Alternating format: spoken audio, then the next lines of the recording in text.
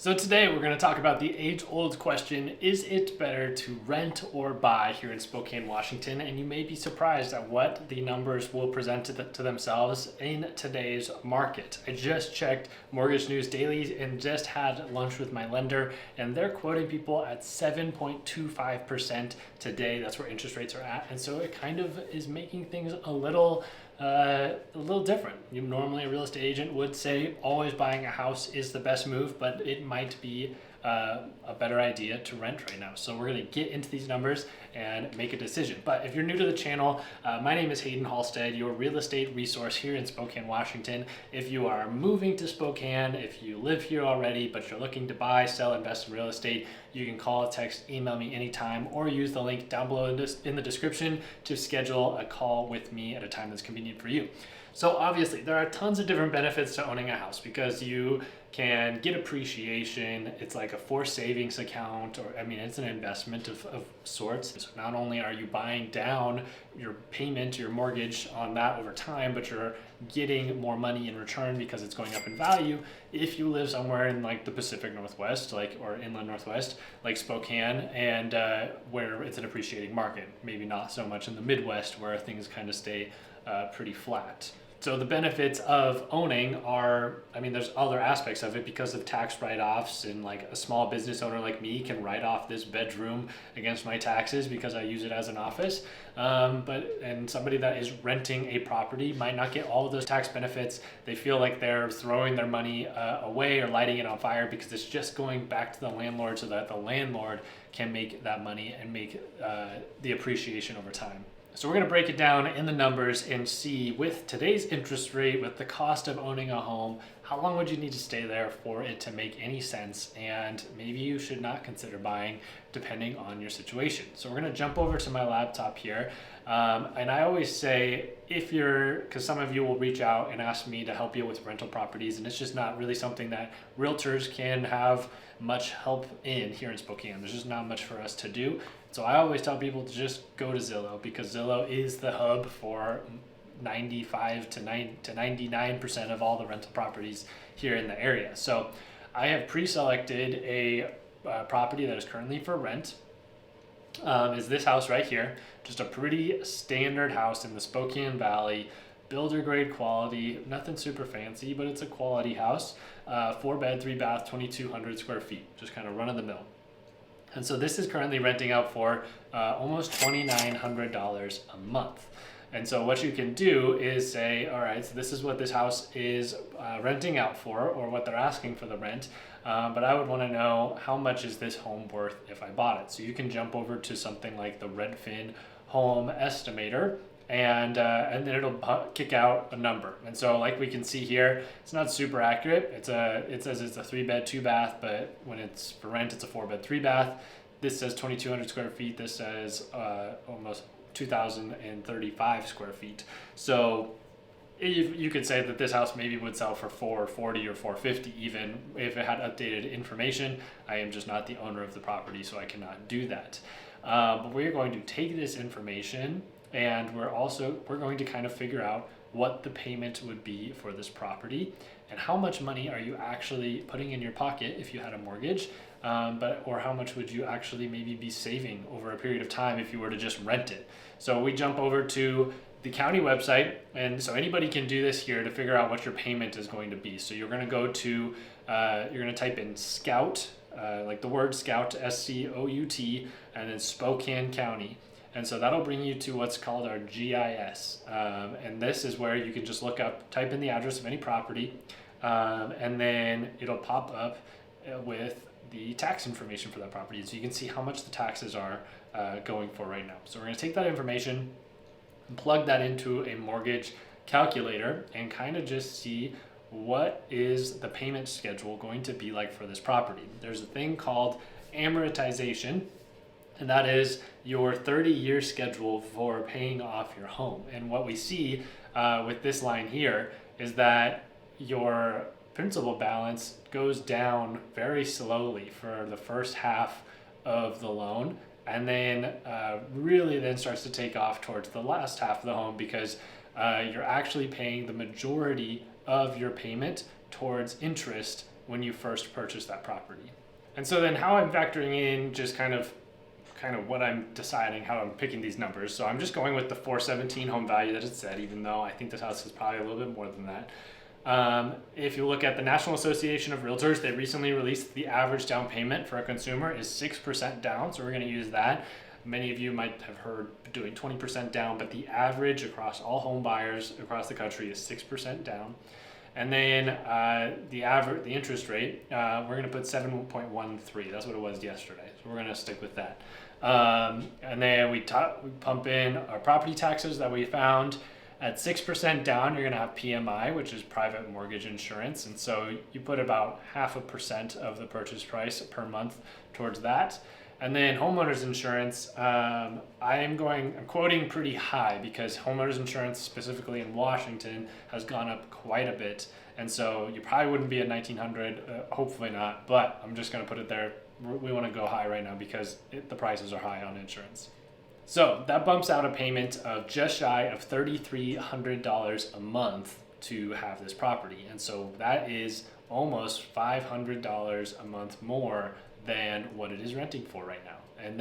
And so we could say that's justified, that your money's going to you, but is it really? And when is that money actually going to you? Because over the life of this loan, you're going to pay $560,000 in interest to own this property. You're going to pay more money in interest than what you were originally purchasing the property for. And so I think a really helpful tool is to jump over to NerdWallet. It's a great website for those of you that like calculators or just trying to learn more about finance and personal investment. And let's plug it into the rent versus buy calculator. So you can do this yourself. You don't need me, but you could take any property that you're interested in purchasing, figure out what is it going to rent for or how much is it worth, kind of vice versa, and just kind of decide based off of your situation what makes the most sense for you right now. The biggest thing is how long are you going to stay in this property? Because I've had a few of you reach out that you think you want to move to Spokane, you want to buy a property, but maybe you're trying out Spokane, you're not committed for the 10 plus years. It could be a 2 to 3 year thing for you.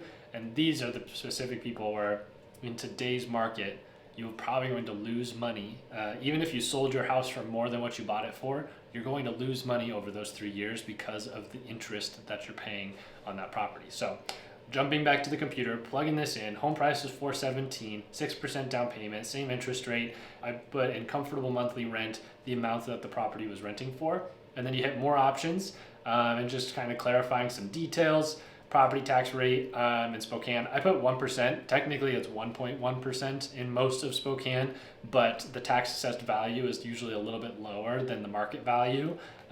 In most neighborhoods, I would say it's different on the South Hill. The South Hill, many homes, the tax assessed value is above the market value right now. So just remember that. It didn't have an option for PMI, so I just put $150 here in the HOA for the private mortgage insurance. Homeowners insurance is calculated at the same amount as earlier. And the things that I factor in here that you need to factor in when you're considering purchasing a home is home repairs.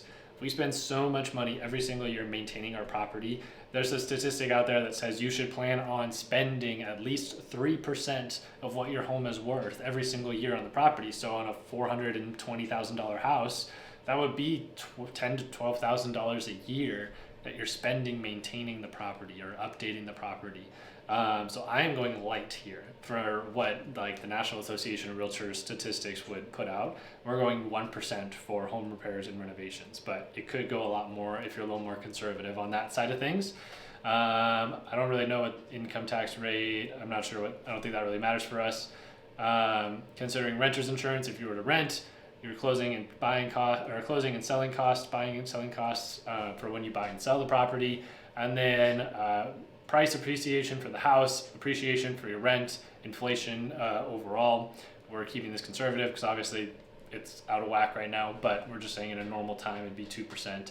And so then we're saying I put an average income of $108,000 a year because that would keep the payment of the rental amount and the home at about a third of your monthly income, which is what we recommend for your monthly statement or monthly mortgage, is that it should be a third of your income and no more, or else you're going to feel house poor. So In this situation, considering all of those factors, you would have to live in the house at least 4 years to break even.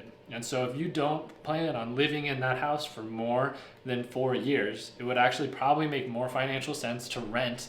And it's actually going to be easier for you to get out of the property if you're renting, because you have a finite time in which you can leave because you have a lease, versus if it comes to selling the property, you're hoping, I mean, this is just based off of averages. We're hoping that year 4 that the market is still going up and it's a good time to sell and there are buyers in the market, but nothing is guaranteed. So you would have a home that you just don't know what to do with. And so really that break even, you have to decide how long does it take for it to actually even be worth it for me to keep that property? What would I want to make in that amount of time? And so these are different things that you would consider while you're looking at these. But you can go in here and mess around with the numbers and kind of see what makes the most sense for your situation. If you're changing your down payment, the home price, what you would be comfortable renting at, all those things. But this changes drastically. Like if the interest rate went to, let's say, 5%, nothing crazy, not the 3% that we're all hoping for again, but your break even would only be like 2.5 years at that point, right? Because you're paying less money every single month towards interest when you're in a lower interest rate environment. You're in today's environment, the majority of your payment is going towards interest for those first 5 years. I mean, really the first 15, but you're not really making any movement on your principal balance for quite a while. So that's why the interest rate really matters here. So obviously long term, this still shows that it makes a lot more sense to purchase the home, no matter what interest rate environment we're in. I mean, if things got up to like 10%, your break even is almost at 9 years from the time you purchased.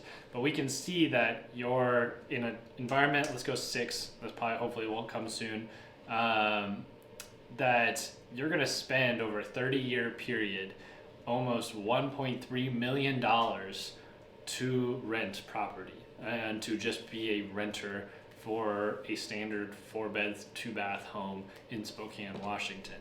And over that same 30-year period, you're going to spend about $765,000. The number's more than that, but you're gonna make money when you sell. Like this is factoring in the profits you'll make when you sell the property and the appreciation you're going to get over time. And so obviously, yes, buying real estate is still a great investment, but you need to ask yourself, how long am I actually going to be there?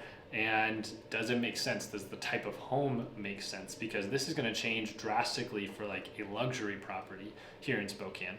So these numbers are going to change a lot more drastically if you are looking in more of a luxury market for your rental. So if you were somebody that required to live in Liberty Lake and you needed a larger home, 6-bed, 3.5 bath, something like that, then these numbers change quite drastically. And this is a time where it would actually make more sense to rent than it would be to buy right now because of where the market is at. A lot of these luxury properties, so we're going to take this one for example right here. The asking is $4,000 a month.